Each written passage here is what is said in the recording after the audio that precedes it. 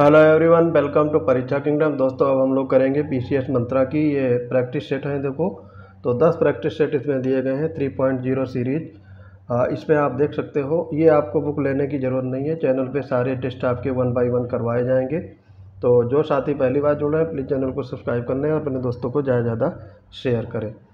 दोस्तों, ये full length test series रहेगी। आपको पता होगा पीसीएस मंत्रा के सारे टेस्ट काफ़ी कंटेंट में रिलेवेंट रहते हैं, जैसे आपके दृष्टि आईएएस के रहते हैं। तो उससे भी इसमें बेहतर आपको कंटेंट देखने को मिलेगा। वीडियो को शुरू से लेकर के अंत तक ज़रूर देखिएगा और अपने दोस्तों को ज़्यादा ज़्यादा शेयर करिए। तो बढ़ते हैं अपने वीडियो की तरफ। पहला क्वेश्चन दिया है, निम्नलिखित में से किसमें सजीवों और निर्जीवों दोनों के लक्षण पाए जाते हैं? जीवाणु, विषाणु, प्रियॉन या फिर प्लास्टिड। तो यहाँ पे आपका आंसर हो जाएगा विषाणु। विषाणुओं में सजीवों और निर्जीवों दोनों के लक्षण पाए जाते हैं। सजीवों में ये लक्षण आरएनए और डीएनए की उपस्थिति में होता है, जबकि निर्जीवों में इनके अंदर जीव द्रव्य और कोशिकाओं का या कोशिकांग का अभाव रहता है और जैविक क्रियाएं जैसे श्वसन उत्सर्जन का भी अभाव रहता है। ये निर्जीवों के लक्षण होते हैं। तो ये तो आपको बेसिक चीज़ें याद होंगी। दूसरा क्वेश्चन देखते हैं, निम्नलिखित पर विचार कीजिए। पादप विषाणु, मोजेक विषाणु, जंतु विषाणु, मम्प्स वायरस और बैक्टीरियोफेज, ये T2 फेज। तो ये आपके इसमें बताना है कौन से सही सुमेलित हैं। तो ये तीनों सही सुमेलित हैं। ऑप्शन यहाँ पे डी राइट हो जाएगा। वर्ग के पौधे सामान्यतः शैवाल होते हैं। टेरिडोफाइटा, थैलोफाइटा, जिम्नोस्पर्म या फिर ब्रायोफाइटा। काफ़ी इजी क्वेश्चन है और आपको अगर याद होगा तो लगा लोगे, नहीं तो अगर नहीं याद है ना तो ये कर ही नहीं पाओगे। तो इसमें थैलोफाइटा वर्ग के जो पौधे होते हैं वो शैवाल कहलाते हैं। ठीक है। और इसमें इनकी जो जड़ें होती हैं मूल, तना और पत्तियों में विभाजित नहीं होती। इनकी संरचना जो है वो मूल, तना, पत्तियों में विभाजित नहीं होती। ये जलीय होते हैं, शैवाल आपने देखा होगा। तो चौथा नंबर देखते हैं, निम्नलिखित में से किस वर्ग पौधे को पादप वर्ग का उभयचर कहा जाता है? ये बताना है आपको। तो ये उभयचर होते हैं आपके ब्रायोफाइटा। ऑप्शन बी यहाँ पे राइट हो जाएगा। और ये पादप वर्ग के पौधे तना और पत्ते जैसी संरचना में विभाजित हो जाते हैं। पांचवा देखेंगे, निम्नलिखित में से कौन सा शैवाल मनुष्यों में तथा अन्य जीवों की आंतों में परजीवी के रूप में पाए जाते हैं? काफ़ी इंपॉर्टेंट क्वेश्चन है। तो इसमें वालवॉक्स, ऑसिलियोटोरिया, साइमनसिएला। तो यहाँ पे आंसर हो जाएगा बी और सी। ऑप्शन डी यहाँ पे राइट हो जाएगा। ये दोनों होते हैं आपके ऑसिलेटोरिया और साइमनसिएला। ये दोनों आपके मनुष्य की आंतों के में परजीवी के रूप में रहते हैं। छठा नंबर है, निम्नलिखित में से सही सुमेलित है? शैवाल उपयोग, क्लोरेला भोजन के रूप में, नॉस्टॉक प्रकाश संश्लेषण की खोज, और कोन्ड्रस चॉकलेट बनाने में, कारा कृत्रिम ऊन बनाने में। तो यहाँ पे सिर्फ तीसरा वाला सही सुमेलित है। कोन्ड्रस या आपका चॉकलेट बनाने में यूज किया जाता है। और यहाँ पे देखो, जो क्लोरेला है ये प्रकाश संश्लेषण में यूज होता है। ठीक। और नॉस्टैक ये है भोजन के रूप में। चीनी लोग इसका भोजन के रूप में उपयोग करते हैं। तो ये क्रॉस मैच है। और कारा जो है वो मलेरिया उन्मूलन के लिए काम आता है, ना कृत्रिम ऊन बनाने के लिए। तो यहाँ पे ये भी गलत होगा। ये तीनों मैंने इसलिए बताया ताकि आपको ये फैक्ट याद होने चाहिए। तो यहाँ पे आंसर सी आपका राइट हो जाएगा। सातवां नंबर है, निम्नलिखित में से कौन सा जीवाणु भूमि की उर्वरता से घटाता है? तो भूमि की उर्वरता कौन घटा देता है? तो ये है थायोबैलिसस डिनाइट्रीफिकेंस। अब यहाँ पे देखो, डिनाइट्रीफिकेंस ये आप याद रख सकते हो कि ये नाइट्रोजन की मात्रा को कम कर देता है, उर्वरता को ऑक्सीकृत करके नाइट्राइट में बदल देता है। जैसे जो उर्वरक चीज़ें हैं, अमोनिया को नाइट्राइट में बदल देता है।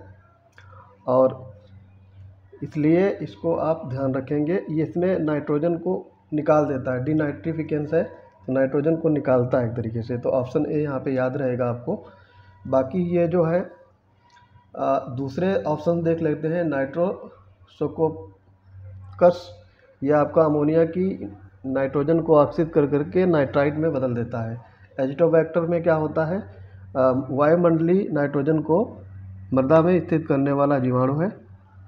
और एस्केरिसिया कोलाई, ये आपका कशेरुकी प्राणियों की आंतों में रहकर पाचन क्रिया में सहायता करते हैं। तो ये आपके चारों हो गए, आपको पता हो गया होगा। अब अगले क्वेश्चन की तरफ बढ़ते हैं। ये एक मिश्र जीव होते हैं, ये वायु प्रदूषण के अच्छे सूचक होते हैं, ये बताना है आपको। तो ये दोनों कथन सही हो जाएंगे, बहुत सही होंगे। ऑप्शन बी यहाँ पे राइट हो जाएगा। और ये आपके जो लाइकेन होते हैं वो शैवाल और कवक दोनों के साहचर्य से बनाए जाते हैं, यानी दोनों को मिलाकर के बनते हैं। तो ये फैक्ट याद रखेंगे। नवा है, निम्नलिखित में से किस पौधे में श्वसन मूल पाया जाता है? राइजोफेरा, आर्किड्स, ओरोबैंकी या फिर ब्रायोफिलम, आपको बताना है। तो ये आर्किड्स होते हैं। ऑप्शन बी यहाँ पे राइट हो जाएगा। नहीं सॉरी, इसमें राइजोफेरा होगा, ठीक है, ये आप करेक्ट कर लीजिएगा। इसमें क्या होगा? राइजोफेरा, ना कि आर्टिक। तो राइजोफेरा में श्वसन मूल पाई जाती है और ये समुद्र की लवणीय मृदा में दलदली स्थानों पर पाए जाते हैं, राइजोफेरा। अच्छा, आर्किड में क्या होता है? इसमें आपका अपस्थानिक जड़ पाई जाती है, ठीक है, ना कि श्वसन मूल। और ओरोबैंकी परजीवी मूल के होते हैं और ये दूसरे पौधों पे उगते हैं। और ब्रायोफिलम्स होते हैं पर्णमूल। तो आपसे श्वसन मूल पूछा गया था, तो आंसर हो जाएगा राइजोफेरा। ऑप्शन ए यहाँ पे राइट होगा। 10वां देखेंगे, निम्नलिखित कथनों पर विचार करें। प्रकंद, हल्दी, अदरक, सही है ये।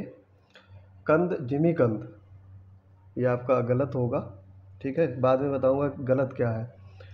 शलकंद, प्याज, लहसुन, ये दोनों सही हैं। तो यहाँ पे 1 और 3 सही हो जाएगा।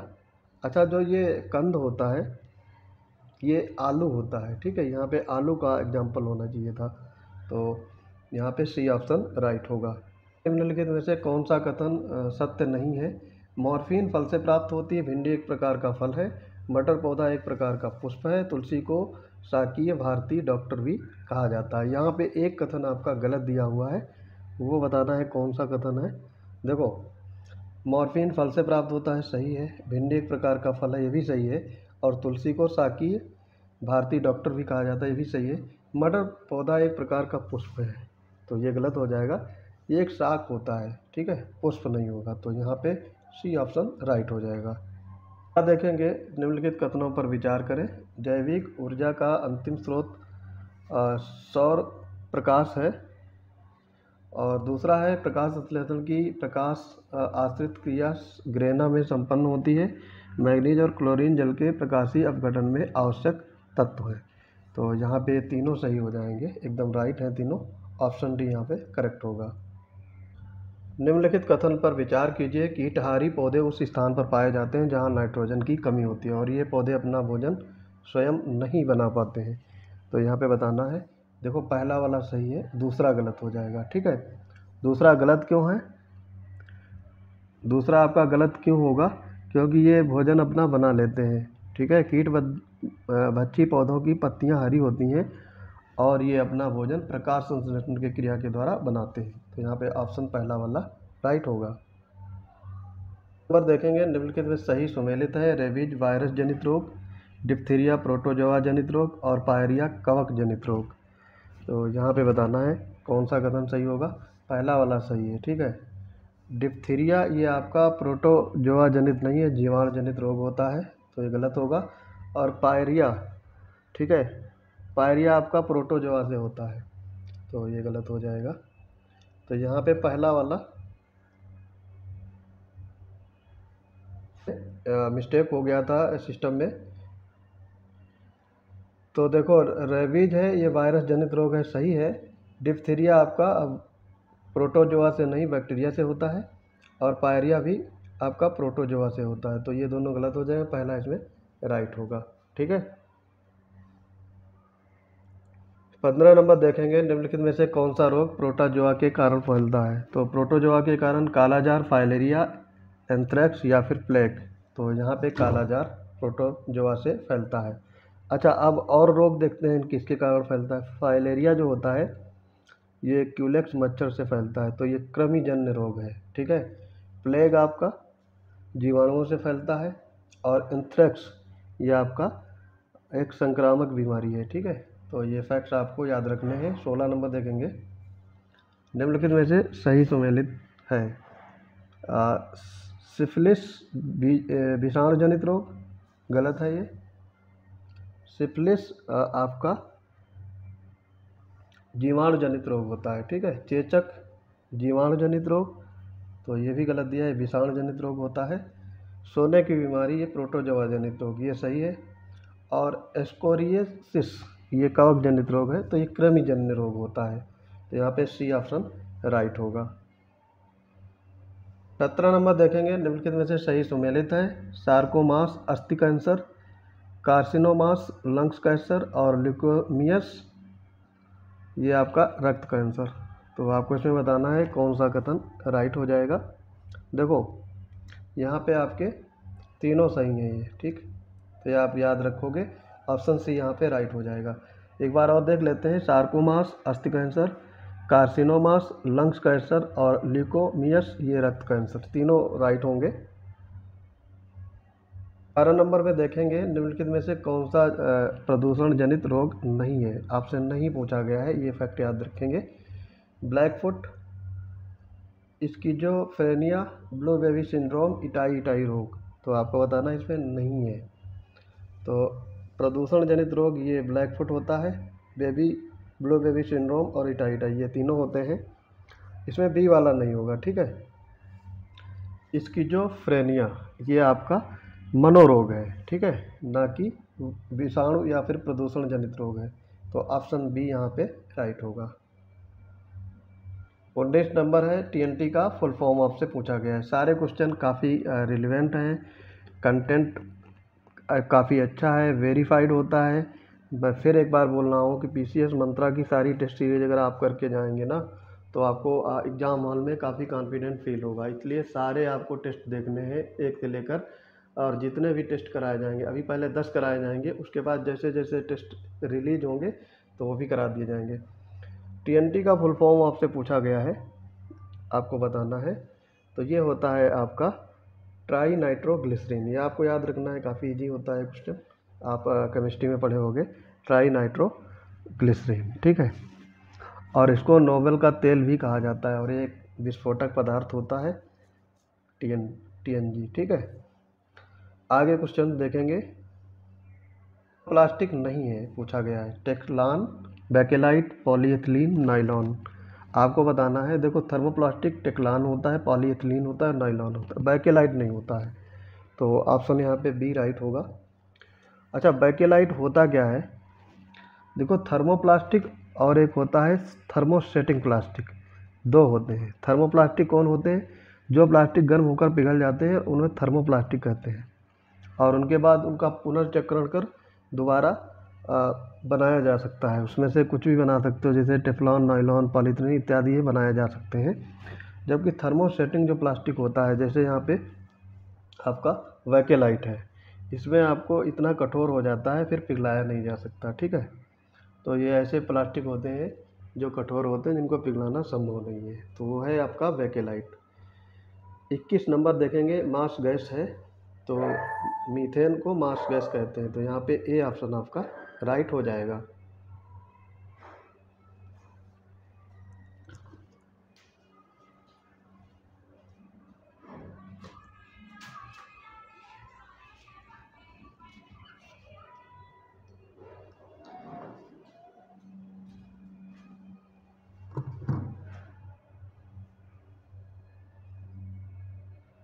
बाईस नंबर है, निम्न में से किस कार्य में एसिटिलीन का प्रयोग किया जाता है, ये आपको बताना है।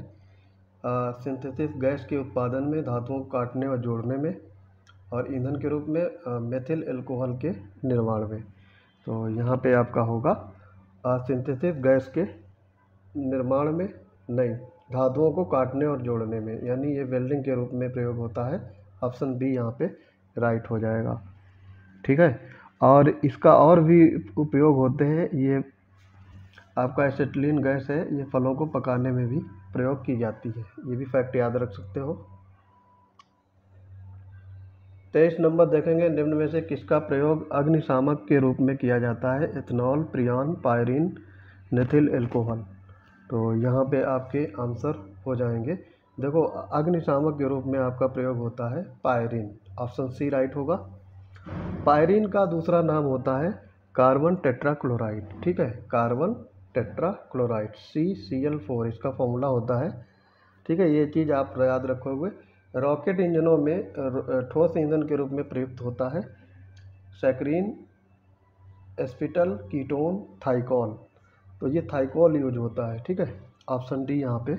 और ये कृत्रिम रबड़ होता है, इसका प्रयोग रॉकेट इंजनों में ठोस ईंधन के रूप में किया जाता है। आपसे पूछा गया है सुमेलित नहीं है, टार्टरिक अम्ल बेकिंग पाउडर बनाने में, आयोडोफॉर्म जीवाणुनाशक के रूप में, एथिल मरकैप्टन LPG में रिसाव का पता लगाने में, और ल्यूसाइट खाद्य पदार्थों के संरक्षण में। तो यहाँ पे आपके ये ऊपर के तीनों मैच है, ये वाला गलत हो जाएगा। ल्यूसाइट जो होता है वो खाद्य पदार्थों में नहीं, रासायनिक हथियार बनाने में प्रयोग किया जाता है। तो यहाँ ऑप्शन डी राइट होगा आपका, ठीक है, तो ऑप्शन डी राइट हो जाएगा। काला सोना के बारे में पूछा गया है, किसको काला सोना बोला जाता है? पेट्रोलियम, कपास, कोयला, आयरन, पायराइट। तो काफ़ी इजी है, पेट्रोलियम को काला सोना बोलते हैं, ठीक है, कपास को सफ़ेद सोना, कोयला को काला हीरा, और आयरन पायराइट को झूठा सोना। तो ये फैक्ट आप याद रखोगे। इनको सूची 2 में मिलान करना है। एथेफॉन, आइडोफॉर्म, टेनिक अम्ल और फॉर्मल्डिहाइड। आपको इसमें बताना है कौन सा राइट होगा। तो एथेफॉन होता है ये फलों को पकाने में, आइडोफॉर्म जीवाणुनाशी के रूप में, टेनिन अम्ल ये आपका चाय में, और फॉर्मल्डिहाइड यूरिया संश्लेषण में। तो 2, 1, 3, 4 ऑप्शन सी यहाँ पे राइट हो जाएगा। आपसे पूछा गया है सुमेलित नहीं है, बेंजीन कपड़ों की धुलाई में, सैकरीन मधुमेह रोगी, एस्पिरिन ज्वरनाशी दवा, पायरिन निश्चेतक के रूप में, ठीक है, ये आपसे पूछा गया है। तो इसमें कौन सा गलत होगा? तो पहला सही है, बेंजीन कपड़ों की धुलाई में सही है, सैकरीन मधुमेह रोगी ये भी सही है, एस्पिरिन ज्वरनाशी दवा ये भी सही है, पायरिन निश्चेतक के रूप में ये गलत हो जाएगा आपका। पायरिन जो है ये आपका बिजली में लगी आग को बुझाने के लिए किया जाता है, ना कि निश्चेतक। तो ऑप्शन डी यहाँ पे राइट हो जाएगा। निम्न में से किसका उपयोग कपूर बनाने में किया जाता है? एथिलीन, एसेटिलीन, मीथेन या फिर उपयुक्त सभी। तो यहाँ पे कपूर बनाने में एसेटिलीन का प्रयोग किया जाता है, ठीक है। एसिटिलीन एक गंधहीन, रंगहीन, जल में अल्प विलेय गैस होती है, और इसको काटकर कपूर बनाया जाता है। 30 नंबर है, सुमेलित नहीं है, कोल गैस, हाइड्रोजन, हरित डीजल, जेट्रोफा, CNG मीथेन, और LPG इथेन। तो यहाँ पे होगा आपका, देखो ये तीनों सुमेलित हैं, LPG इथेन नहीं होता है, ब्यूटेन होना चाहिए, ठीक है। तो यहाँ पे ये गलत हो जाएगा, ऑप्शन डी यहाँ पे राइट होगा। 31 नंबर है, गैसोहॉल में एल्कोहल और पेट्रोलियम का अनुपात रहता है, ये बताना है आपको। 1:2, 1:3, 1:4 और 1:6। तो यहाँ पे 1:3 होता है, ठीक है।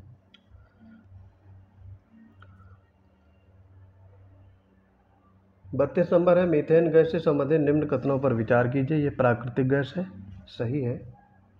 ये तेल कुओं से निकलने वाली गैसों में उपस्थित होती है, ये भी सही है। और ये अल्कोहल में पूर्ण विलय, तो तीनों सही हो जाएंगे, ऑप्शन डी यहाँ पे राइट हो जाएगा। 30 नंबर है, निम्न में से कौन सा विस्फोटक पदार्थ नहीं है? अमाटोल्स, RDX, नाइट्रोबेंजीन, ट्राई नाइट्रोफिनॉल। तो ये बताना है आपको इसमें कौन सा विस्फोटक पदार्थ नहीं है, ठीक है। इसमें आपका ये नाइट्रोबेंजीन ये आपका विस्फोटक पदार्थ नहीं है, बाकी ये तीनों हैं, अमाटोल्स, RDX तो सबको पता होगा, ट्राई नाइट्रोफिनॉल ये भी। तो ये तीनों आपके विस्फोटक पदार्थ हैं। नाइट्रोबेंजीन का प्रयोग आपका जूतों की पॉलिश, साबुन बनाने में सुगंध के रूप में किया जाता है। तो यहाँ पे आंसर हो जाएगा सी पार्ट। इस नंबर देखेंगे, निम्न कथनों पर विचार कीजिए। यूरिया में नाइट्रोजन की मात्रा 40% होती है, और नाइट्रोजन को ज़मीन में मिलाने पर जल अपघटन होता है और अमोनिया गैस निकलती है, ठीक है। तो आपको ये बताना है इसमें कौन सा कथन सही होगा। ये आपके दोनों कथन सही है, ठीक, ऑप्शन सी राइट हो जाएगा। कौन सा कथन असत्य है?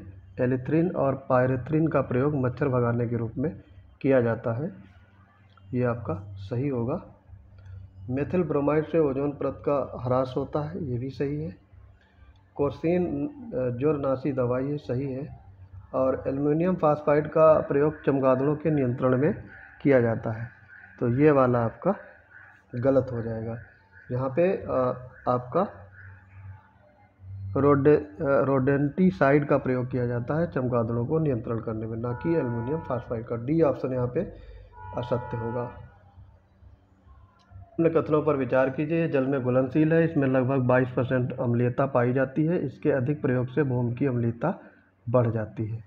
तो ये किसके बारे में बात हो रही है, ये आपको बताना है। तो ये अमोनियम सल्फेट की बात हो रही है। ऑप्शन बी यहाँ पे राइट हो जाएगा। 37 नंबर, निम्न कथनों पर विचार कीजिए। कार्बनिक यौगिक प्रायः ज्वलनशील होते हैं, कार्बनिक यौगिक प्रायः विद्युत के कुचालक होते हैं। तो ये आपके दोनों कथन सही हैं, ऑप्शन सी यहाँ पे करेक्ट हो जाएगा। 38 नंबर देखेंगे, निम्न में से कौन सा युग्म बेमेल है, यानी सुमेलित नहीं है। ठीक है, टेफ्लॉन नॉन स्टिक कुकिंग बर्तन बनाने में ये सुमेलित है। टेरिलीन ये आपका वस्त्र बनाने में ये भी सुमेलित है। पीवीसी केबल बनाने में भी है। पॉलीस्टायरीन ये ट्यूब बनाने में, तो ये आपका गलत हो जाएगा। पॉलीस्टायरीन का प्रयोग रेडियो और टेलीविज़न के कैबिनेट बनाने में होता है। ठीक है, तो ये डी ऑप्शन यहाँ पे राइट होगा। 39 नंबर देखेंगे, निम्न में से किसमें खुला परिसंचरण तंत्र होता है। तिलचट्टा, जोंक, ऑक्टोपस, केचुआ। तो इसमें बताना है आपको, काफ़ी इंपॉर्टेंट है ये। तिलचट्टा खुला परिसंचरण इसमें होता है। तो ये आपको और एक चीज़ और याद रखना है, तिलचट्टा का हृदय है 13 चैम्बर से बना होता है। तो ये फैक्ट आपको याद रखना है, पूछा जा सकता है एग्जाम में। 13 चैम्बर होते हैं तिलचट्टा के शरीर में। 40 नंबर है, मानव शरीर में उपस्थित निम्न में से किस कोशिका नहीं होता है। किस कोशिका में नहीं होता है। एंथ्रीसॉइट, एक सेकेंड इसको पूरा देखेंगे। अब ये यहाँ पे मिसिंग था। ये मानव शरीर में उपस्थित निम्न में से किस कोशिका में केंद्रक नहीं होता, ये पूछा गया है 40 नंबर। तंत्रिका कोशिका में होता है, नेफ्रॉन में भी होता है और श्वेत कोशिका में भी। ये एरिथ्रोसाइट में नहीं होता है। ऑप्शन ए यहाँ पे राइट हो जाएगा। ठीक है, एरिथ्रोसाइट में केंद्रक नहीं पाया जाता है। 41 नंबर है, मस्तिष्क का कौन सा हिस्सा विचारों का संग्रह करता है। मस्तिष्क का मध्य भाग, हाइपोथैलेमस, अनुमस्तिष्क, प्रमस्तिष्क। तो बताना इसमें, ये हो जाएगा आपका प्रमस्तिष्क। ऑप्शन डी यहाँ पे करेक्ट हो जाएगा। 40 नंबर देखेंगे, निम्नलिखित कथनों पर विचार कीजिए। स्वैच्छिक कार्यों के लिए अनुमस्तिष्क जिम्मेदार होता है और मानव मस्तिष्क में ध्वनि का संवेदन 0.1 सेकेंड तक बना रहता है। तो आपको बताना है कौन से कथन सही है। ये आपके दोनों कथन सही हो जाएंगे, तो ऑप्शन सी राइट हो जाएगा। रेटिना में मौजूद कौन सी कोशिकाएं रंग संवेदना प्रदान करती हैं। प्रदीप्त कोशिकाएं, शलाका कोशिकाएं, शंकु कोशिकाएं या फिर अंध कोशिकाएं। तो आपको ये बताना है। तो यहाँ पे होगा शंकु कोशिकाएं। ऑप्शन सी यहाँ पे करेक्ट हो जाएगा। 44 नंबर है, ऑल्फैक्टरी शब्द। ऑल्फैक्टरी शब्द निम्नलिखित में से किससे संबंधित है। स्पर्श, श्रवण, दृष्टि, गंध। आपको बताना है कौन सा इसमें ऑप्शन राइट होगा। तो ये होता है गंध।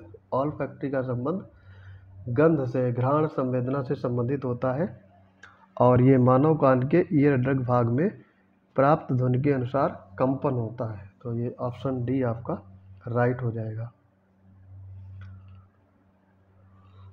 देखेंगे, मानव नेत्र से संबंधित निम्नलिखित कथनों पर विचार कीजिए और सत्य कथन की पहचान कीजिए। मानव नेत्र दान के समय नेत्र का कॉर्निया भाग दान दिया जाता है, सही है ये। और मानव नेत्र का आइरिस भाग नेत्र को रंग प्रदान करता है, ये भी सही है। और मानव नेत्र में अवतल लेंस लगा होता है, तो ये वाला आपका गलत होगा क्योंकि ये उत्तल लेंस लगा होता है, ना कि अवतल। तो ऑप्शन पहला दूसरा सही, ऑप्शन ए राइट हो जाएगा। पहले नंबर है, उल्टी छींक, उबासी और श्वसन दर की क्रियाओं को मस्तिष्क का कौन सा भाग नियंत्रित करता है। इंपॉर्टेंट क्वेश्चन है। अनुमस्तिष्क, प्रमस्तिष्क, मेडुला ऑब्लांगा, मेंडुल्ला ऑब्लांगटा हाइपोथैलेमस। तो यहाँ पे ये जो कठिन वाला नाम है मेंडुला ऑब्लांगटा, ये ऑप्शन सी यहाँ पे राइट हो जाएगा। इस रोग के उपचार में अपोहन की क्रिया अपनाई जाती है, काफ़ी इंपॉर्टेंट है। गुर्दे की खराबी, गठिया, हृदय, फेफड़ा, इजी है, आप बता सकते हो। गुर्दे की खराबी में अपोहन की यानी डायलिसिस का यूज किया जाता है, ठीक है। मानव वक्र द्वारा प्रति मिनट कितने मिलीलीटर रक्त का निस्पंदन किया जाता है?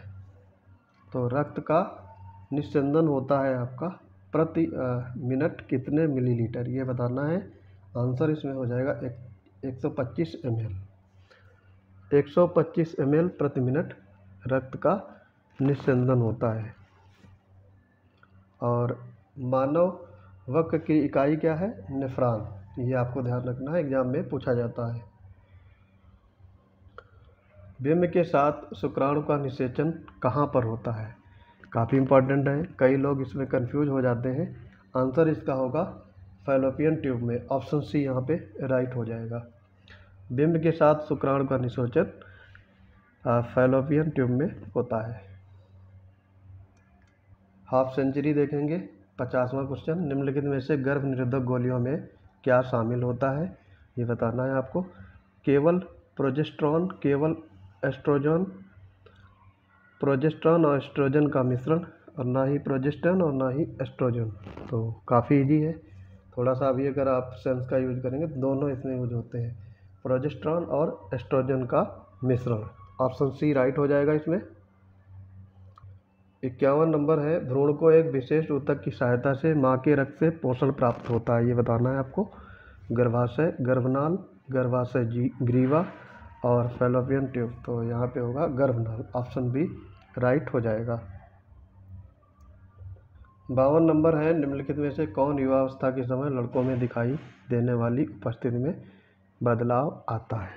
ठीक है, तो प्रोलैक्टिन, एड्रेनलिन, एस्ट्रोजन, टेस्टोस्टेरोन। तो यहाँ पे होगा आपका टेस्टोस्टेरोन, ऑप्शन डी राइट होगा, टेस्टोस्टेरोन।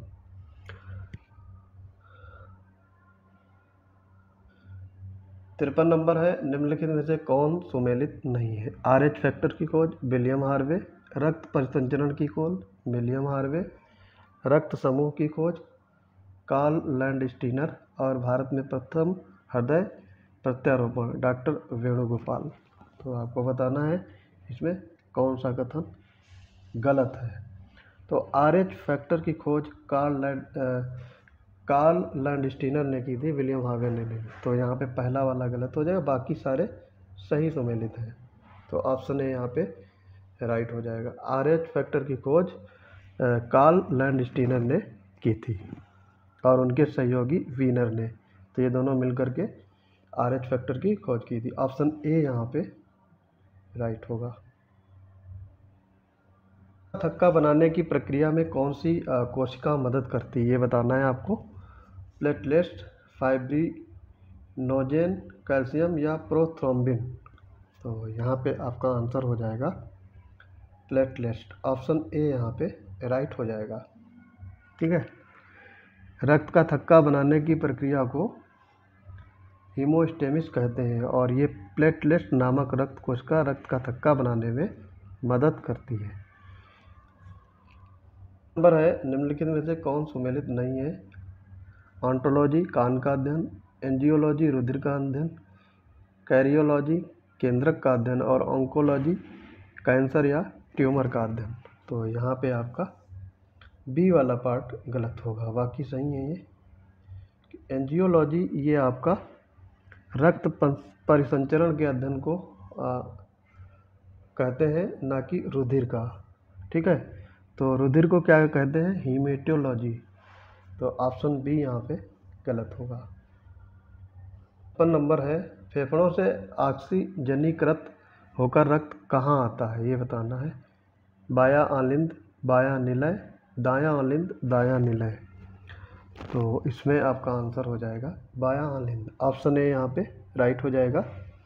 57 नंबर है, निम्न में से कौन सा एक सही सुमेलित है? डेंड्रोलॉजी वृक्ष और झाड़ियों का अध्ययन, ये सही है, तो बाकी तीनों गलत होंगे। ठीक है। एंग्लोलॉजी ये आपका शैवालों का अध्ययन होता है, ना कि घास का। और एंथ्रोलॉजी पुष्पों का अध्ययन होता है, ना कि जीवाणु का अध्ययन। और साइटोलॉजी ये आपका कोशिका का अध्ययन होता है। तो यहाँ पे ऑप्शन ए राइट हो जाएगा। आनुवांशिकता के अध्ययन के लिए किस पौधे को चुना था? आम, मटर, गुलाब, सरसों। काफ़ी इजी है, मटर हो जाएगा, ऑप्शन बी राइट होगा। 59 नंबर है, जीवों द्वारा जीने के लिए और अधिक वंश वृद्धि के लिए बेहतर अनुकूलित वातावरण बनाने की प्रक्रिया को क्या कहा जाता है? प्राकृतिक चयन, पुनः संयोजन, उत्परिवर्तन, नॉन रैंडम माइंटिंग। तो ये बताना है आपको, ये होता है प्राकृतिक चयन, नेचुरल सिलेक्शन। ठीक है। तो चार्ल्स डार्विन ने इसकी रचना की थी, मतलब खोज की थी या सिद्धांत का प्रतिपादन किया था प्राकृतिक चयन का। तो ऑप्शन ए यहाँ पे राइट होगा। 60 नंबर है, मानव शरीर में उपस्थित निम्नलिखित कोशिकाओं में से किसमें माइटोकॉन्ड्रिया नहीं पाया जाता है? काफ़ी इंपॉर्टेंट क्वेश्चन है। लाल रक्त कोशिका, यकृत कोशिका, मांसपेशी कोशिका, श्वेत रक्त कोशिका। तो यहाँ पे आपका राइट आंसर हो जाएगा लाल रक्त कोशिका। आरबीसी में आपका माइटोकॉन्ड्रिया नहीं पाया जाता है। ठीक है। और आरबीसी की जो आयु होती है वो 110 से 120 दिन तक। तो ये भी फैक्ट याद रखेंगे। और इनकी जो मृत्यु होती है आरबीसी की, प्लीहा में हो जाती है। लक्षणों की वंशागत किसके सिद्धांत का मुख्य बिंदु था? ये बताना है आपको। डार्विन का सिद्धांत, ह्यूगो डुब्रीज का सिद्धांत, लैमार्क का सिद्धांत, या फिर वैलेस का सिद्धांत। तो ये होगा आपका लैमार्क का सिद्धांत। ऑप्शन सी यहाँ पे राइट हो जाएगा। और ये सिद्धांत 1809 में फ्रांसीसी जीव वैज्ञानिक लैमार्क ने दिया था। और इनकी पुस्तक थी कौन सी? फिलॉसफी जूलॉजिक, उसमें ये लेख छपा था। किस कोशिकांग में पेप्टाइड संश्लेषण होता है? माइटोकॉन्ड्रिया में, क्लोरोप्लास्ट में, राइबोसोम में, या केंद्रक में? तो ये आपका होता है राइबोसोम में। ऑप्शन सी यहाँ पे करेक्ट हो जाएगा। 63 नंबर, निम्नलिखित में से कौन सा कोशिकांग केवल पशु कोशिका में पाया जाता है? तो इसका आंसर हो जाएगा आपका लाइसोसोम। ये ध्यान रखना है। तो गोल्जी बॉडी, राइबोसोम और सेंट्रोसोम ये आपके पादप कोशिका में होते हैं, जबकि लाइसोसोम आपका जंतु कोशिका में या फिर पशु कोशिका में पाया जाता है। तो ऑप्शन सी यहाँ पे करेक्ट हो जाएगा। नंबर है, निम्नलिखित में से कौन सा सही है? मटर का पौधा मेंडल द्वारा कार्य करने के लिए चुना गया था। गुणसूत्र कारक का वाहन है और मानव अंग में भुजाएं पक्षियों के पंखों के अनुक्रम होती हैं। तो यहाँ पे आपके पहला और दूसरा सही होगा, तीसरा गलत हो जाएगा। ठीक है। तीसरा गलत क्यों होगा ये आपको ध्यान रखना। पहले यहाँ पे आंसर सी राइट हो जाएगा। तो ये पक्षियों के पंखों के अनुक्रम नहीं होती हैं। ठीक है, ये चीज़ ध्यान रखना है। 65 नंबर है, वंशानुक्रम की इकाई है फेनोटाइप, आरएनए, जीनोटाइप, जीन। तो इसमें आपका जीन राइट हो जाएगा। ऑप्शन डी राइट होगा। नंबर है, निम्न में से कौन सा कथन गुणसूत्र के संबंध में असत्य है? यहाँ पे असत्य पूछा गया है।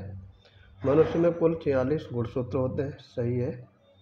22 जोड़ी स्त्री पुरुषों में समान होती है, उसे ऑटोसोम कहते हैं, ये भी सही है। और 23वीं जोड़ी के स्त्री पुरुषों में असमान होते हैं, जिन्हें एलोसोम कहते हैं, ये भी सही है। पुरुषों में 23वीं जोड़ी के गुणसूत्र XX होते हैं, तो ये XX नहीं होते हैं, XY होते हैं। XX आपके महिलाओं में होते हैं। तो ऑप्शन डी यहाँ पे राइट होगा। मनुष्य की जातियों का अध्ययन किसके अंतर्गत किया जाता है? एथनोलॉजी, पैरोलॉजी, कॉन्ड्रोलॉजी, कैरियोलॉजी।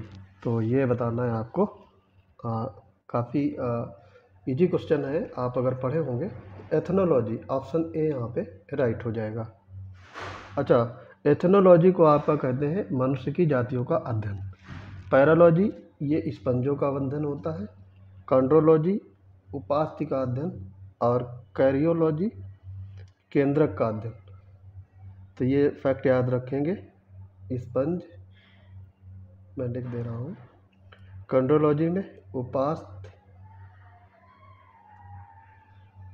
और कैरियोलॉजी में केंद्रक का अध्ययन। ठीक है, तो ये फैक्ट आप याद रखेंगे। द ओरिजिन ऑफ लाइफ, लेखक हैं इसके Charles Darwin, Lamarck, Arrhenius, Oparin. काफ़ी इंपॉर्टेंट क्वेश्चन है और ब्रांडेड है, कई बार पूछा गया एग्जाम्स में। तो ये है ओपेरिन, ऑप्शन डी आपका राइट हो जाएगा। सोम भंडार गृह होते हैं वसाओं के, एटीपी के, जल अपघटनीय एंजाइम्स के, या फिर ग्लाइकोप्रोटीन के। तो लाइसोसोम भंडार पाए जाते हैं जल अपघटनीय एंजाइम्स के। ऑप्शन सी यहाँ पे करेक्ट हो जाएगा। होमो सैपियंस का विकास हुआ है निएंडरथल मानव से, जावा मानव से, क्रो मैग्नान मानव से, कपी मानव से। काफ़ी इजी है, आप पढ़े होंगे। क्रो मैग्नान मानव से, ऑप्शन सी यहाँ पे करेक्ट होगा। 71 नंबर है, निम्नलिखित में से सही युग्म सुमेलित कौन सा है? एपिकोलॉजी मधुमक्खियों का अध्ययन, आर्कनोलॉजी कुत्तों का अध्ययन, हार्पेटोलॉजी कीट पतंगों का अध्ययन, एंड्रोलॉजी झाड़ियों का अध्ययन। तो यहाँ पे आपका एपिकोलॉजी मधुमक्खियों का अध्ययन ये सही है। आर्कनोलॉजी जो होता है ये मकड़ियों का अध्ययन है, ना कि कुत्तों का। तो यहाँ पे मकड़ियाँ होना चाहिए। हार्पेंटोलॉजी ये आपका उभयचर या सरीसृप का है अध्ययन, और एंड्रोलॉजी ये आपका पुरुषों में बांझपन या यौन रोगों का अध्ययन होता है।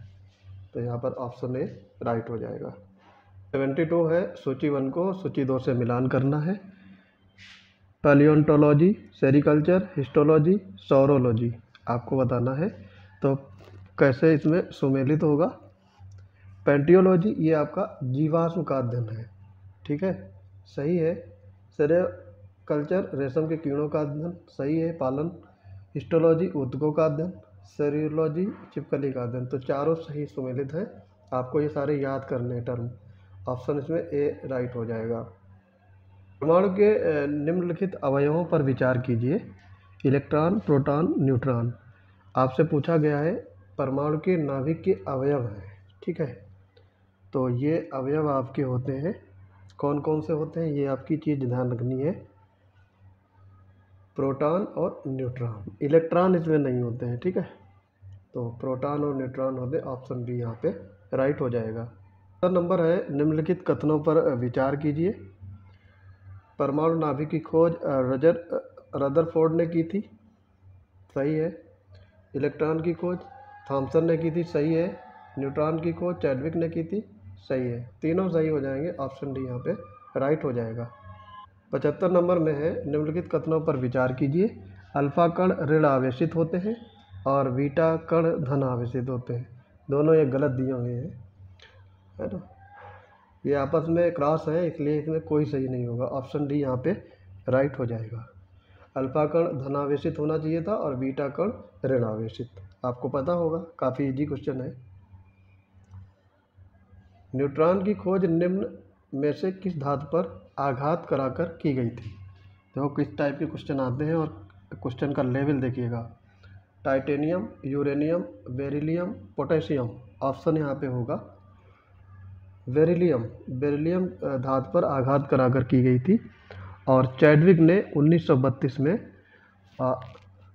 न्यूट्रॉन की खोज की थी, और बेरिलियम धातु पर अल्फा कणों को आघात कराकर न्यूट्रॉन की खोज की गई थी। ये फैक्ट आप याद रखेंगे। तो यहाँ पे बेरिलियम को अल्फा कणों के आघात कराकर न्यूट्रॉन की खोज चैडविक ने 1932 में की थी।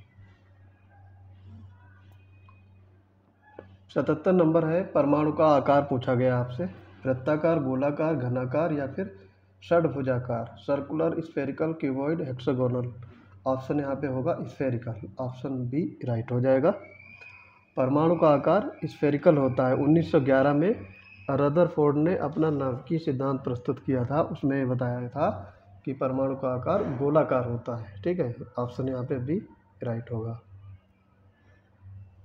78 नंबर है, निम्नलिखित क्रियाओं पर विचार कीजिए। जल का वाष्प में बदलना, सब्जी पकाने पर मुलायम हो जाना और पानी में चीनी का घुलना। आपको बताना है भौतिक परिवर्तन कौन से हैं।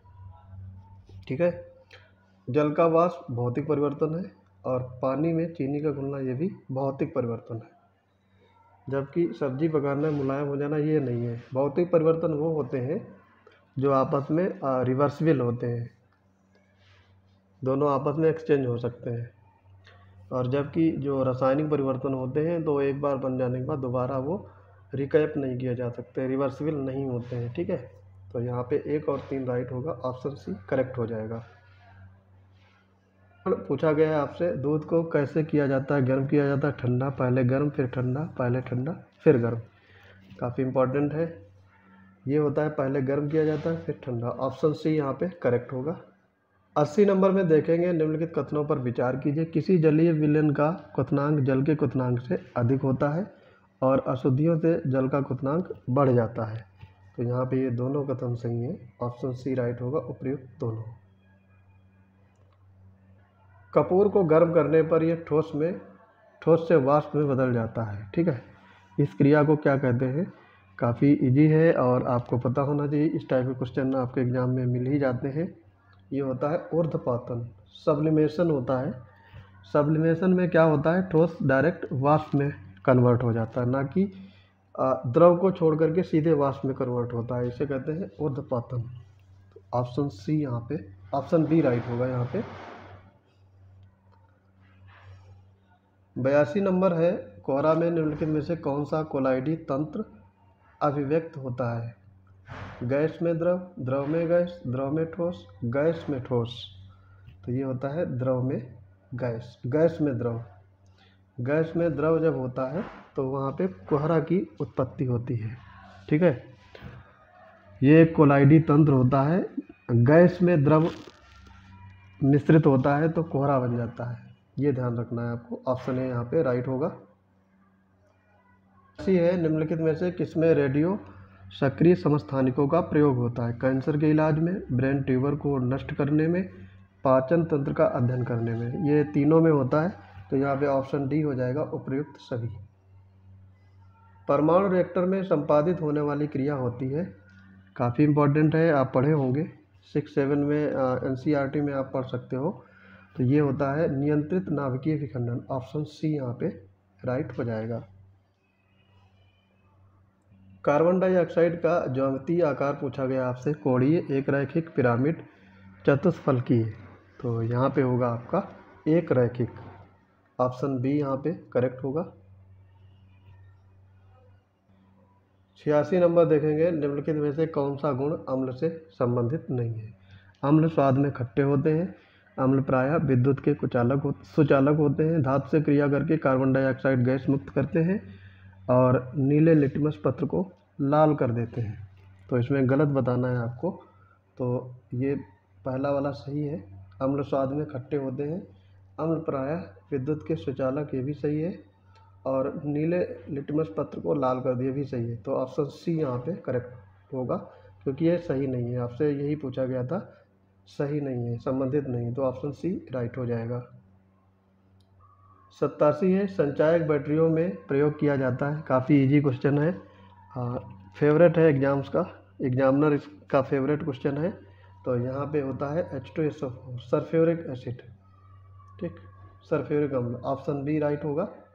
बैटरियों में H2SO4 पाया जाता है, डाला जाता है, यूज किया जाता है, कुछ भी आप याद रख सकते हो। और सल्फ्यूरिक अम्ल के अन्य प्रयोग हैं विस्फोटक बनाने में, रंग और औषध के निर्माण में, ये भी आप फैक्ट याद रखेंगे। क्षार को अम्ल से अभिक्रिया कराने पर निम्न में से क्या परिणाम होता है, ये बताना है आपको। क्षार नष्ट हो जाता है, क्षार अम्ल को घुला देता है, लवण तथा जल का निर्माण होता है, या फिर उपर्युक्त सभी। तो यहाँ पे आपका लवण तथा जल का निर्माण होता है, ऑप्शन सी यहाँ पे राइट होगा। तो इस ऐसे क्वेश्चन को ध्यान से पढ़ा करिएगा, इसमें उपर्युक्त सभी नहीं होगा, ऑप्शन सी इसमें करेक्ट हो जाएगा। 89 है, निम्नलिखित में से कौन सा विलयन ठोस में ठोस का उदाहरण है? ठोस में ठोस, जल में चीनी, वायु में आयोडीन, बादल, तांबा में जस्ता। तो ये होगा तांबा में जस्ता। ऑप्शन डी यहाँ पे करेक्ट हो जाएगा। ठोस में ठोस, तांबा में जस्ता, ये आप याद रखेंगे। पृथ्वी पर सबसे अधिक मात्रा में पाया जाने वाला धातु तत्व कौन सा है? ये बताना है आपको। Oxygen, aluminium, hydrogen, lithium. तो ये हो जाएगा आपका एल्युमिनियम। ऑप्शन बी राइट हो जाएगा।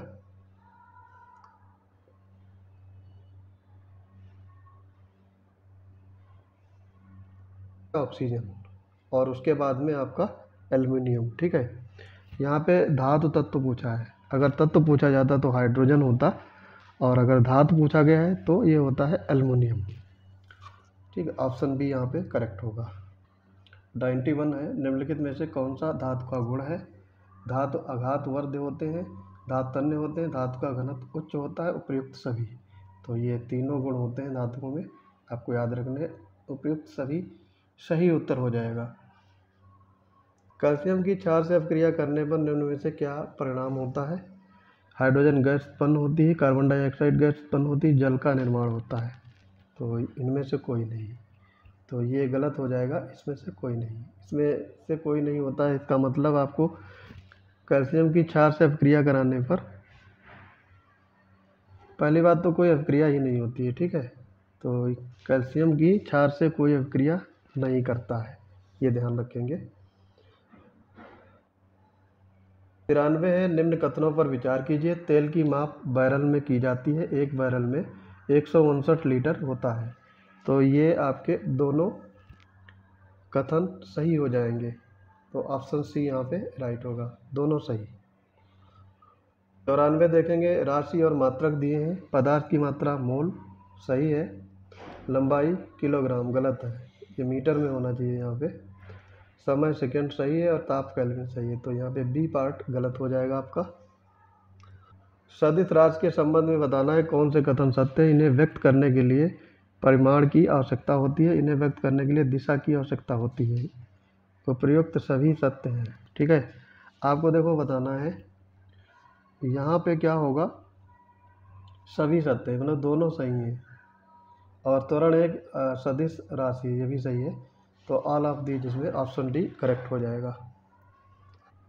96 है, महासागर में डूबी हुई वस्तु का पता लगाने के लिए निम्न में से किस यंत्र का प्रयोग करते हैं? पैदोमीटर, सिस्मोग्राफ, सोनार, अल्टीमीटर। तो ये बताना है, यहाँ पे सोनार का यूज किया जाता है, सोनार। ठीक है, तो और सोनार में पराश्रव्य तरंगों का प्रयोग करते हैं, तो ये चीज़ भी ध्यान रखोगे।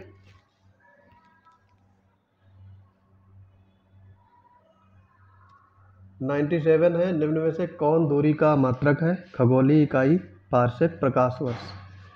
तो ये आपके सारे हो जाएंगे, तीनों हैं। ऑप्शन डी राइट हो जाएगा। सीधी पटरियों पर चलती हुई रेलगाड़ी की गति कौन सी गति होती है? गुणन गति, स्थानांतरित गति, कंपनी गति या प्रक्षेय गति।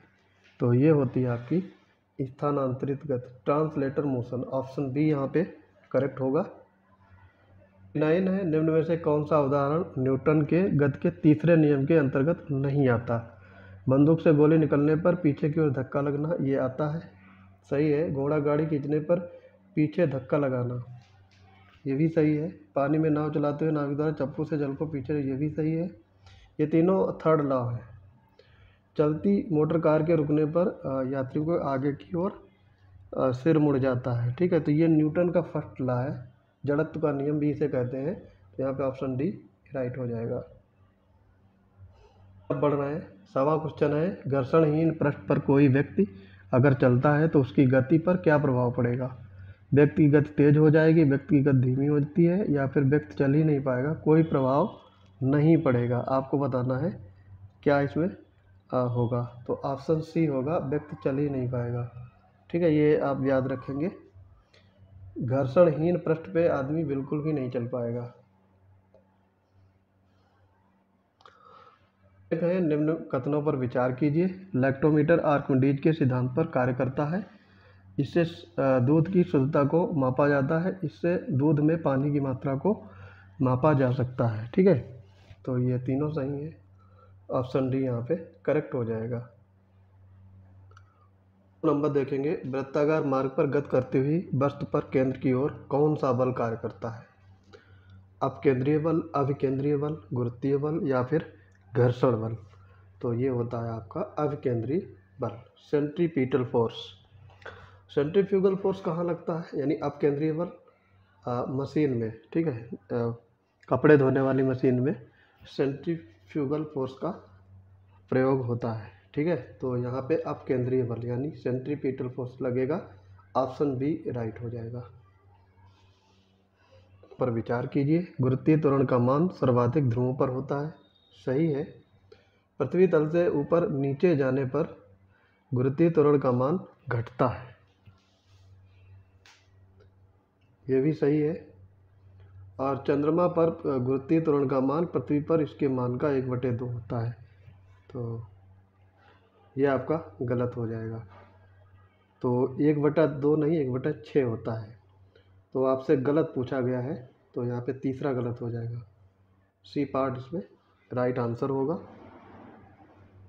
पृथ्वी तल से किसी वस्तु को कितनी गति से फेंका जाए कि वो वस्तु पृथ्वी पर लौटकर ना आए? तो ये 11.2 किलोमीटर पर सेकेंड, ऑप्शन ए यहाँ पे राइट होगा। पलायन वेग होता है ये, एस्केप वेलोसिटी, इतनी अगर स्पीड से फेंक देंगे तो वो दूसरे पिंड पर चली जाएगी या दूसरे ग्रह पर भी जा सकती है। तो ये आपका पलायन वेग होता है 11.2 किलोमीटर पर सेकेंड।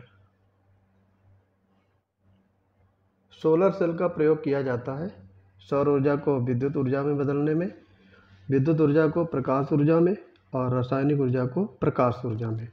तो सोलर सेल का प्रयोग करते हैं सौर ऊर्जा को विद्युत ऊर्जा में, ऑप्शन ए यहाँ पे करेक्ट होगा। 106 नंबर है, निम्न कथनों पर विचार कीजिए। वायुमंडलीय दाब का मापन बैरोमीटर से किया जाता है और बैरोमीटर का पाठ्यांक का एकाएक नीचे गिरना स्वच्छ वातावरण का संकेत है। तो यहाँ पे आपका पहला वाला सही है, दूसरा गलत हो जाएगा। एकाएक जब गिरता है तो आपका तूफान आ जाता है या फिर बारिश हो जाती है। एकाएक नीचे गिरने से, देखो धीरे धीरे गिरेगा तो बारिश आएगी, एकाएक नीचे गिरेगा तूफान आएगा, आंधी आएगी। तो यहाँ पे पहला वाला राइट हो जाएगा। 107 देखेंगे, निम्न कथनों पर विचार कीजिए। लोलक घड़ी को पृथ्वी तल से ऊपर ले जाने पर घड़ी सुस्त हो जाती है और पृथ्वी तल से लोलक घड़ी को ऊपर या नीचे ले जाने पर आवर्तकाल बढ़ जाता है। तो ये दोनों सही है, आवर्तकाल जब बढ़ेगा तो घड़ी सुस्त हो जाएगी, ऑप्शन सी यहाँ पे राइट हो जाएगा। 108 देखेंगे, अवश्रव्य तरंगों की आवृत्ति होती है। तो अवश्रव्य तरंगों की 20 हर्ट्ज से कम, ऑप्शन ए राइट होगा। ये पराश्रव्य होती है और ये आपका होता है तीसरा वाला अल्ट्रासोनिक। अल्ट्रासोनिक की आपकी पराश्रव्य तरंगों की 20,000 हर्ट्ज से ऊपर और अवश्रव्य की 20,000 हर्ट्ज से कम और 20 हर्ट्ज से 20,000 हर्ट्ज के बीच में ये आपकी होती हैं श्रव्य तरंगें, जिससे आप सुना जा सकता है, ठीक है। तो यहाँ पे आपका अवश्रव्य पूछा गया तो ऑप्शन ए यहाँ पे करेक्ट होगा। निम्न में से कौन सुमेलित नहीं है? तरंगे उपयोग, एक्स किरणें राडार में, परावैंगनी किरणें बैक्टीरिया नष्ट करने में और एक्स किरणें फोटोग्राफी में और लघु रेडियो किरणें सिकाई करने में। तो यहाँ पे ये तीनों आपकी सही सुमेलित है। लघु रेडियो तरंगे ये आपकी टेलीविज़न या टेलीफोन इनसे किया जाता है, ना कि सिकाई। तो ये गलत हो जाएगा, ऑप्शन डी यहाँ पे राइट होगा।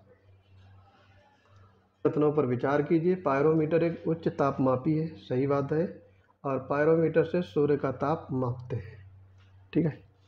तो ये दोनों सही हैं, ऑप्शन ए यहाँ पे राइट हो जाएगा। 11 देखेंगे, बर्फ में अशुद्ध मिलाने पर उसके गलनांक पर क्या प्रभाव पड़ेगा? बढ़ जाएगा, घट जाएगा, कोई प्रभाव नहीं पड़ेगा या फिर नन ऑफ दीज? तो यहाँ पे आ जाएगा घट जाएगा, ऑप्शन बी आपका राइट हो जाएगा। 112 देखेंगे, निम्न कथनों पर विचार कीजिए। जल का घनत्व 4 डिग्री सेंटीग्रेड पर सर्वाधिक होता है। 0 डिग्री सेंटीग्रेड से 4 डिग्री सेंटीग्रेड तक गर्म करने पर जल का आयतन बढ़ता है। तो इसमें बताना है आपको, पहला वाला सही है, दूसरा गलत है, ठीक है। 16 डिग्री सेंटीग्रेड से 4 डिग्री सेंटीग्रेड तक गर्म करने पर जल का आयतन घटता है, और 4 के ऊपर जब बढ़ेगा तब बढ़ेगा। ठीक है, तो यहाँ पे दूसरा फैक्ट गलत है, पहला सही, ऑप्शन ए राइट हो जाएगा। निम्न में से किस कोशिका का सम्मिश्रित स्राव जठर रस नहीं कहलाता है, ये बताना है। तो श्लेष्मा कोशिका है, ये जठर रस है। भित्ति आंवलिक कोश ये भी है, और मुख्य जायमोजन कोशिका ये भी। ब्रूनर ग्रंथियाँ ये नहीं होती हैं, तो जठर रस का स्राव नहीं करती हैं ये ब्रूनर ग्रंथियाँ। ठीक है, ऑप्शन डी यहाँ पे करेक्ट हो जाएगा। ये बड़ी आंत का भाग होता है, तो ये भी याद रख सकते हो, डी पार्ट इसमें राइट होगा। 114 देखेंगे, यकृत लिवर से संबंधित कथनों पर विचार कीजिए। ये मानव शरीर की सबसे बड़ी ग्रंथि है, सही है। और लिवर में उपस्थित हाइड्रोक्लोरिक अम्ल भोजन से मिलकर टाइलिन को निष्क्रिय कर देता है, तो ये गलत है। ऑप्शन पहला वाला राइट हो जाएगा। ये आपका टाइलिन को लीवर में HCl मिलकर टाइलिन को निष्क्रिय कर, साथ ही साथ भोजन को अम्लीय बना देता है। ठीक है, आपसे पूछा गया था कौन सा इसमें कथन सही है, तो पहला वाला इसमें सही होगा, दूसरा गलत होगा। ठीक है, ये आपका हाइड्रोक्लोरिक अम्ल जो है लीवर में नहीं है, बल्कि अमाशय में अगर होता, यहाँ पे अमाशय अगर होता तो ये कथन सही हो जाता, यहाँ पे लीवर में नहीं है। ठीक है, तो इसलिए गलत हो गया, ऑप्शन ए यहाँ पे राइट होगा। ग्लाइकोलाइसिस का अंतिम उत्पाद है glucose, ethyl alcohol, carbon dioxide या फिर पायरुविक अल्कोहल। तो आपको बताना है इसमें कौन सा सही होगा। ये हो गया पायरुविक अल्कोहल, ऑप्शन डी यहाँ पे करेक्ट हो जाएगा। 116 नंबर है, निम्न में से कौन सा विटामिन यकृत में प्रोथ्रोम्बिन के निर्माण के लिए सहायक है। Vitamin B12, vitamin B5, vitamin B6, vitamin के। तो ये के विटामिन यहाँ पे आवश्यक होता है प्रोथ्रोम्बिन में। प्रोथ्रोम्बिन का मतलब रक्त का थक्का बनाने में प्रोथ्रोम्बिन का, और ये ब्लड क्लोटिंग के रूप में प्रयोग होता है। ठीक है, तो विटामिन के यहाँ राइट होगा। निम्न में से कौन सा विटामिन सी के साथ मिलकर श्वसन तंत्र में भाग लेता है, तो ये होगा आपका vitamin P, option A right हो जाएगा। और विटामिन पी का रासायनिक नाम होता है निकोटिनामाइड, यह आप ध्यान रखेंगे, निकोटिनामाइड, ऑप्शन ए यहाँ पे राइट होगा। ये क्वेश्चन आपके लिए नया होगा, विटामिन पी का रासायनिक नाम है निकोटिनामाइड। सोडियम खनिज मानव शरीर के लिए इनमें से कौन सा कार्य नहीं करता है, ये बताना है आपको। तो ये आपका होगा, करता कौन कौन सा है, ब्लड प्रेशर नियंत्रित करने में सहायता करता है, पेशियों को संकुचन भी करता है, कई टिश्यू, रक्त, हड्डियाँ, दांतों संरचना में भाग लेना, ये भी सही है। तीसरा वाला इसमें गलत हो जाएगा। ठीक है, ताप को बाहर निकालने से रोकता है, ऐसा नहीं है, तो ये सी वाला आपका सही होगा। 119 देखेंगे दोस्तों, इन सब की PDF अगर आपको चाहिए तो परीक्षा किंगडम ऑफिशियल चैनल से, टेलीग्राम चैनल से जुड़ सकते हैं। ठीक है, तो वहाँ पे आपको ये हर लेक्चर की PDF आपको प्रोवाइड कराई जाती है। फेफड़ों के संबंधित कथनों पर विचार करें। दायां फेफड़ा थोड़ा लंबा एवं बायां फेफड़ा थोड़ा छोटा होता है, सही है ये। दायां फेफड़ा 3 पालियों लॉब्स एवं बायां फेफड़ा 2 पालियों का बना है, सही है। फेफड़ों मनुष्य का फेफड़ा हृदय के इधर उधर फैली प्लूरल गुहा में स्थित होता है, भी सही है। और मनुष्य के प्रत्येक फेफड़े में लगभग 300 करोड़ वायुकोष एवं एल्वियोलाई होते हैं, ये भी सही, चारों सही हैं। तो यहाँ पे चारों कथन सही है, ऑप्शन डी राइट हो जाएगा। 120 देखेंगे, निम्न में से कौन सा हार्मोन बौनापन एवं भीम कायता के लिए जिम्मेदार है। ठीक है, मोटा शरीर हो जाता है और बौनापन हो जाता है, तो साइटोट्रोपिन, मेलानोसाइट, एड्रेनलिन और प्लेसेंटल लैक्टोजोनम। तो यहाँ पे होगा सोमेटोट्रोपिन, ऑप्शन ए यहाँ पे राइट हो जाएगा। ये आपका पीयूष ग्रंथि में स्रावित होता है, और ये वृद्धि हार्मोन है, इसकी कमी से बौनापन और भीम कायता रोग हो जाता है। ठीक है, तो इसकी कमी नहीं होनी चाहिए, नहीं तो ग्रोथ रुक जाएगी और आप मोटापन बढ़ता जाएगा। सोमेटोट्रोपिन, ऑप्शन ए यहाँ पे करेक्ट हो जाएगा। कि देखेंगे निम्नलिखित में से कौन मूत्र की मात्रा का नियंत्रक है? एल्डोस्टेरोन, टेस्टोस्टेरोन, एडीएच या फिर एल्डोस्टेरोन। तो यहाँ पर आपका आंसर हो जाएगा डी वाला पार्ट, एडीएच और एल्डोस्टेरोन। ऑप्शन डी यहाँ पे करेक्ट हो जाएगा। 122 नंबर है, लैंगरहैंस की कोशिकाओं और उनके स्रावित पदार्थ के संबंध में कौन सा सही सुमेलित नहीं है, ये बताना है। अल्फा कोशिकाएं, ग्लूकेगोन सही है, बीटा कोशिकाएं इंसुलिन सही है, गामा कोशिकाएं पॉलीपेप्टाइड ये भी सही सुमेलित है, और डेल्टा कोशिकाएं आपका सोमेटोस्टेटिन ना कि ग्रेलिन। तो ये गलत हो जाएगा, डी पार्ट इसमें सही होगा। 123 देखेंगे, मानव शरीर में कार्बन डाइऑक्साइड का परिवहन किस माध्यम से होता है? रक्त में हीमोग्लोबिन द्वारा, प्लाज्मा में घुलकर, बाइकार्बोनेट के रूप में, या फिर ऑल ऑफ दीज। तो यहाँ पे ये तीनों हो जाएंगे, डी पार्ट इसमें करेक्ट हो जाएगा। ब्रीदिंग और रेस्पायरेशन के संबंध में पूछा गया है, कौन से कथन सही है? ब्रीदिंग भौतिक क्रिया है, जबकि श्वसन जैव रासायनिक क्रिया है, सही है पार्ट। और ब्रीदिंग क्रिया में, जब इंग्लिश में पढ़ रहे हैं, हिंदी में काफ़ी टफ है, ऊर्जा उत्पन्न होती है, जबकि श्वसन क्रिया में ऊर्जा उत्पन्न नहीं होती है। तो ये दूसरा वाला गलत हो जाएगा। और ब्रीदिंग क्रिया में एंजाइम की आवश्यकता नहीं होती, जबकि श्वसन क्रिया में एंजाइम की उपस्थित होती है, ये सही है। तो यहाँ पे पहला और तीसरा सही होगा, ठीक है। दूसरा गलत क्यों हो जाएगा?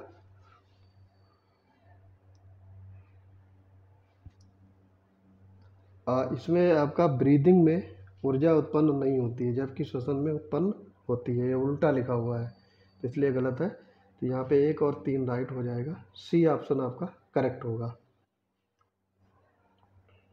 25 देखेंगे, मनुष्य में केब्स चक्र की क्रिया कहाँ संपन्न होती है? माइटोकॉन्ड्रिया, कोशिका कला, सेल मेम्ब्रेन, कोशिका द्रव्य, साइटोप्लाज्म, उनमें से कोई नहीं। तो ये होती है माइटोकॉन्ड्रिया में। माइटोकॉन्ड्रिया में केब्स चक्र की क्रिया संपन्न होती है। निम्नलिखित में से कौन सा पाचन एंजाइम नहीं है? Pepsin, rennin, insulin, amylase. तो वही बताना है। तो ये इंसुलिन होता है, ऑप्शन सी राइट होगा। पेप्सिन, रेनिन और एमाइलेज ये पाचन एंजाइम होते हैं, ये आप ध्यान रखोगे। 127 निम्नलिखित में से कौन सा प्रभाव अनुकंपी तंत्रिका तंत्र सिंपैथेटिक नर्वस सिस्टम से संबंधित नहीं है? आँख की पुतली का संकुचन, यही नहीं है। हृदय गति, ये सही है। पाचन को रोकना, ये भी सही है। और ग्लूकोज के स्राव को प्रेरित, ये सही। पहला वाला इसमें राइट होगा। निम्नलिखित में से कौन सा रोग मस्तिष्क से संबंधित नहीं है? डिसलेक्सिया, सेरिब्रल पाल्सी, पार्किंसन, पैगेट्स रोग। तो ये आपको बताना है कौन सा इसमें नहीं है। तो ये डी वाला हो जाएगा, पैगेट्स रोग, ये मस्तिष्क से संबंधित नहीं है। मूत्र का पीला रंग किसके कारण होता है? यूरोक्रोम, क्लोरीन, एरिथ्रोपोइटिन या फिर ऑल ऑफ दीज। तो ये यूरोक्रोम के कारण होता है, ऑप्शन ए यहाँ पे राइट हो जाएगा। 130 देखेंगे, रुधिर वाहिका से निकाले गए रुधिर को जमने से बचाने के लिए उसमें मिलाया जाता है सोडियम ऑक्जेलेट, बहुत इंपॉर्टेंट क्वेश्चन है ये, potassium permanganate, sodium nitrate, calcium oxalate. तो ये बताना है आपको, आंसर हो जाएगा सोडियम ऑक्जेलेट, ऑप्शन ए यहाँ पे राइट हो जाएगा। 131 निम्नलिखित कथनों पर विचार करें। ध्वनि तरंग एक अनुप्रस्थ तरंग होती है, ये कथन है। कारण है, जब किसी माध्यम में तरंग गति की दिशा माध्यम के कणों से कंपन करने की दिशा के लंबवत होती है तो उसे अनुप्रस्थ तरंग कहते हैं, ठीक है। तो यहाँ पे कारण सही है, कथन गलत है, ठीक है। कथन गलत क्यों है? क्योंकि ध्वनि तरंग एक अनुदैर्ध्य तरंग होती है, ना कि अनुप्रस्थ। तो यहाँ पे सी ऑप्शन राइट हो जाएगा। निम्नलिखित में से कौन सा सुमेलित नहीं है? रेडियो तरंग, लघु रेडियो तरंग हेनरिक हर्ट, दीर्घ रेडियो तरंग मार्कोनी, एक्स किरणें हर्षल, पराबैंगनी किरण रीटर। तो ये आपके साइंटिस्ट दिए हैं और ये तरंगे दिए हैं। तो यहाँ पे होगा एक्स किरणें, ये हर्षल नहीं होता है, ठीक है, ये रॉन्ग टर्न होना चाहिए। तो यहाँ पे आपका सी वाला पार्ट गलत होगा, यही सही आंसर है। 33 है, ध्वनि एक माध्यम से दूसरे माध्यम में जाने पर कौन सी विशेषता परिवर्तित नहीं होती? आवृत्ति, चाल, तरंगदैर्घ्य या फिर ऑल ऑफ दीज। तो आवृत्ति चेंज नहीं होती, फ्रीक्वेंसी चेंज नहीं होती है, बाकी चाल और तरंगदैर्घ्य दोनों चेंज हो जाती है। ध्वनि का कौन सा गुण ध्वनि को तीक्ष्ण बनाता है? गुणता, तीव्रता, तरंगदैर्घ्य। तो यहाँ पे आपका आंसर हो जाएगा इनमें से कोई नहीं, ठीक है। तारत्व बनाता है, तारत्व ध्वनि की क्षीण बनाता है। तो यहाँ पे डी ऑप्शन आपका होगा। कौन से कथन सही है? अनुनाद में प्रणोदित कंपनों की आवृत्ति वस्तु की स्वाभाविक आवृत्ति से अधिक होती है। अनुनाद में प्रणोदित कंपनों की आवृत्ति वस्तु की स्वाभाविक आवृत्ति से कम होती है। और अनुनाद में प्रणोदित कंपनों की आवृत्ति वस्तु की स्वाभाविक आवृत्ति के बराबर होती है। अनुनाद में प्रणोदित कंपनों की आवृत्ति शून्य होती है। तो यहाँ पे बताना है कौन सा कथन सत्य है। तो यहाँ पे आंसर हो जाएगा आपका अनुनाद में ऑप्शन सी यहाँ पे करेक्ट होगा।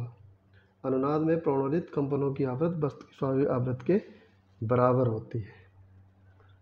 136 देखेंगे, निम्नलिखित में से किस माध्यम में ध्वनि की चाल सर्वाधिक होती है? वायु, हाइड्रोजन, लोहा, एल्युमिनियम। तो यहाँ पे होगा एल्युमिनियम, ऑप्शन डी करेक्ट हो जाएगा। व्यक्तियों के स्वर में अंतर का प्रमुख कारण क्या होता है? मूल स्वरक, सन्नादी स्वरक, मूल और सन्नादी स्वरक दोनों। तो यहाँ पे होगा सन्नादी स्वरक, ऑप्शन बी आपका राइट हो जाएगा। में जानने वाले प्रकाश की मात्रा को कौन नियंत्रित करता है? इम्पॉर्टेंट है, आइरिस, कॉर्निया, नेत्र लेंस। तो ये आपका होता है आइरिस, ऑप्शन ए यहाँ पे करेक्ट हो जाएगा। 139 है, लाल और हरा प्राकृतिक रंगों के मिश्रण से कौन सा द्वितीयक रंग बनता है? पीकॉक, नीला, पीला, मैजेंटा। इनमें से कोई नहीं, तो ये बनता है पीला।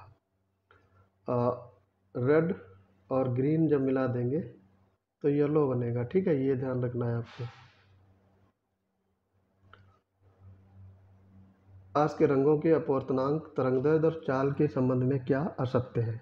ठीक है, पारदर्शी पदार्थों में प्रकाश के रंगों का अपवर्तनांक के बढ़ने के चाल की प्रकाश की चाल कम हो जाती है, ठीक है।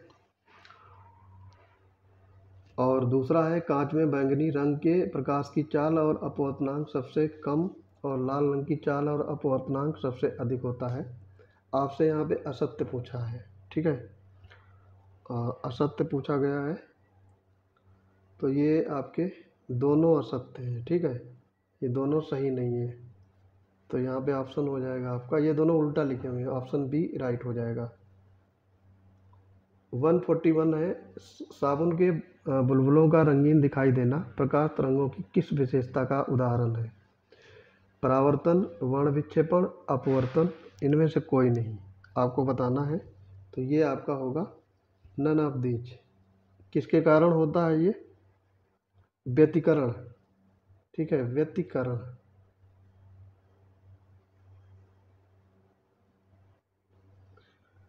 ठीक है, ये चीज़ आप ध्यान रखेंगे।